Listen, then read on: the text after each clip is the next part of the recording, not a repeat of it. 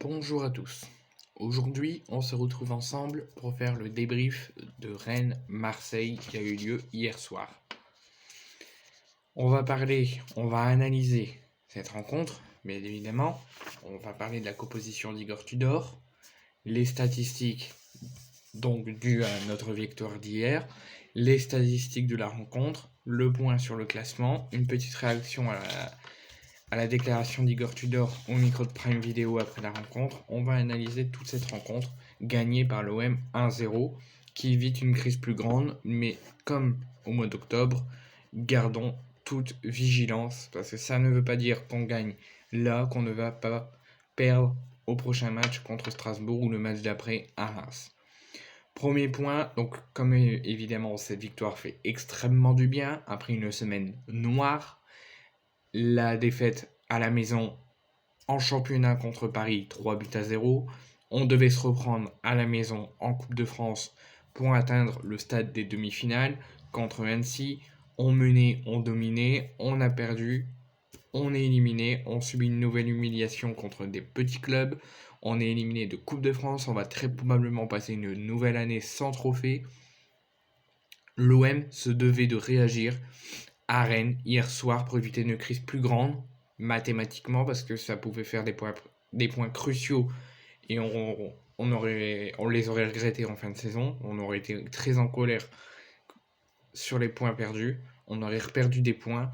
On aurait laissé les concurrents se rattraper au prochain week-end si on ne gagnait pas. On serait tombé dans une crise extraordinaire, dans une crise monumentale et ça aurait été la gronde.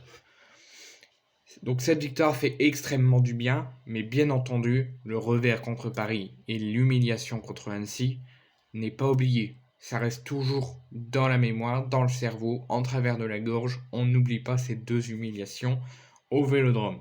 Mais bien évidemment, je suis content, je suis très heureux que l'OM ait réussi en patron à se reprendre à Rennes. Je garde toute vigilance parce que l'OM peut très bien retrouver dans ses travers dès le prochain match contre Strasbourg ou à Reims avant la trêve. Donc c'est pour ça que je suis content que l'OM ait gagné avec la manière, mais que je ne saute pas au plafond. On va réagir un petit peu à la déclaration d'Igor Tudor, qui nous dit « On fait une saison fantastique ». Non, on ne fait pas une saison fantastique. Alors oui, la saison elle est bien.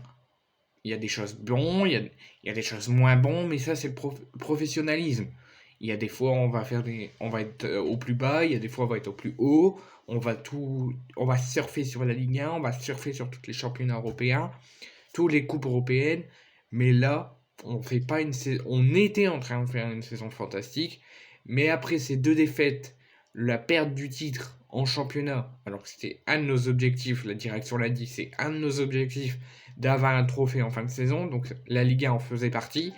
On a perdu ce trophée-là, donc on est en train de faire une très bonne saison, une saison fantastique avec, malgré un mois d'octobre catastrophique, une Ligue des Champions catastrophique, on était en train de faire une belle saison, mais sur cette défaite contre Paris, l'humiliation contre Annecy, donc la Coupe de France qu'on ne gagnera pas cette année alors qu'on était à ça de la gagner,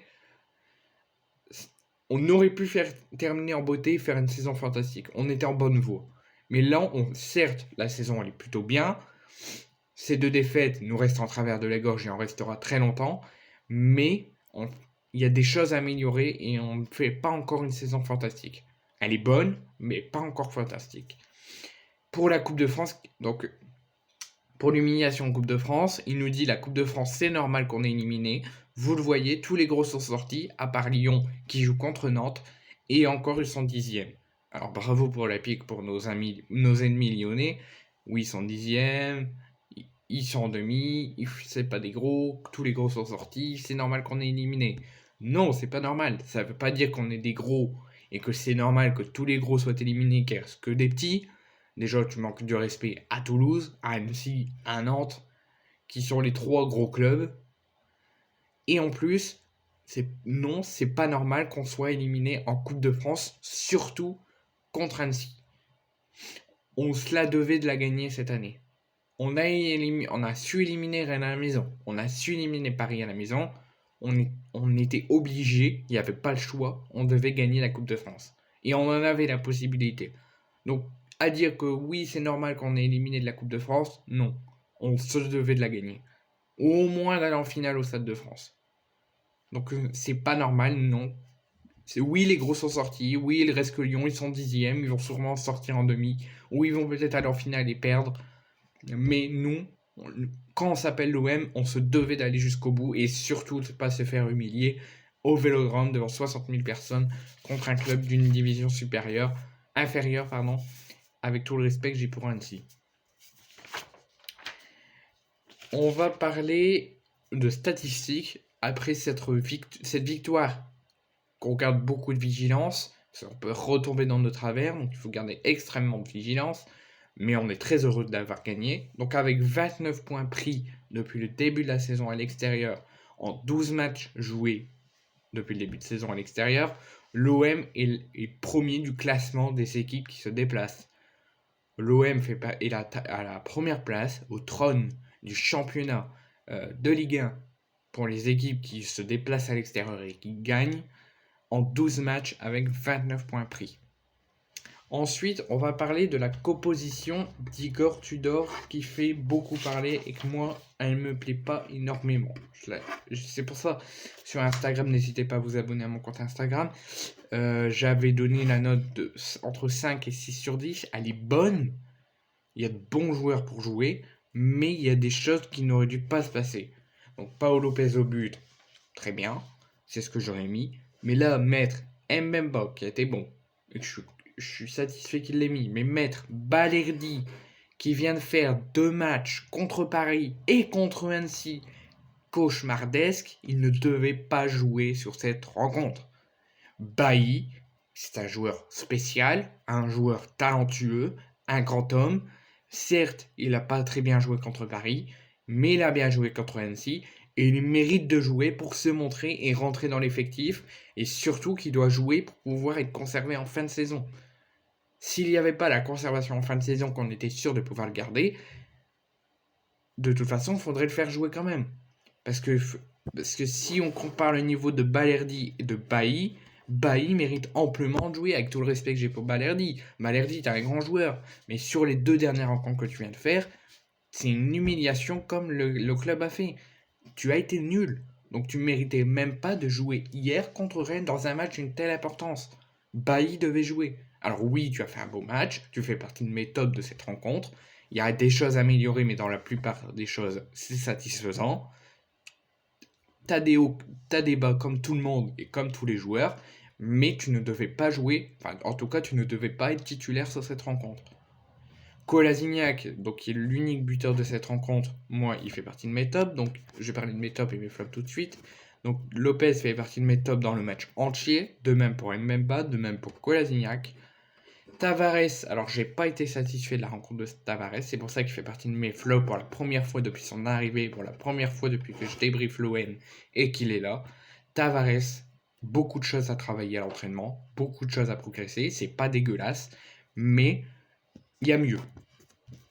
Bon, Verretou, je le note pas parce qu'il a reçu un coup très fort contre Annecy et il est en pleine récupération, donc on ne le note pas. Rongy, bien évidemment, il a été très bon, c'est pour ça que je le mets dans mes tops. Klos, très bon aussi, de toute façon, depuis son retour de blessure, il est incroyable, c'est pour ça, il n'y a pas si longtemps, il ne jouait pas et j'étais très en colère. Under, très bon, son retour de suspension nous a fait extrêmement du bien sur sa vitesse, sur son talent, il a été très bon. Kendouzi, un petit peu de mieux, mais trop moyen pour que je le mette dans mes tops. Et Alexis Sanchez, enfin, je l'ai trouvé excellent. Mais il y a un problème dans cette compo. Donc il y a la titularisation de Balerdi que je ne voulais pas. J'étais pas contre qui joue hier, mais pas titulaire. Je voulais Bailly. Mais ce qui m'énerve, bon, il y a Malinowski, j'avais pas compris sa non-titularisation, mais bon, j'ai réfléchi qu'il faut aller le faire souffler un petit peu. Il a joué en deuxième mi-temps, il a très bien joué, il a fait une très belle entrée. Pareil pour Caboret, qui rentre aussi, qui a fait une très belle entrée. Mais ce que je ne comprends pas, c'est quand Igor Tudor va décider de mettre Vitinha. Alors déjà, pourquoi tu fais chauffer Payet pendant 3 minutes pour au final pas faire rentrer? Ça peut augmenter le risque de blessure et surtout de s'entraîner pour au final pas jouer. Donc là, c'est le gros coup de gueule que je vais passer. Pourquoi tu fais entraîner, tu fais pas échauffer Payet pendant tout le match et aux 3 minutes de temps additionnel avant la fin de la rencontre, tu le fais jouer, tu le fais échauffer. C'est ça que je comprends pas. Tu mets Balerdi à la place de Bailly dans un match d'une telle importance. Et surtout, quand est-ce que tu vas, putain de merde, de te décider de mettre Vitinha? Certes, tu l'as fait rentrer, il a été bon, mais il doit jouer pour se montrer. Pour rendre du rythme, pour se montrer à ton système de jeu, pour montrer son talent, sa polyvalence, et commencer à se montrer, parce qu'il faut qu'il joue, Vitinha. Il faut qu'il ait du temps de jeu.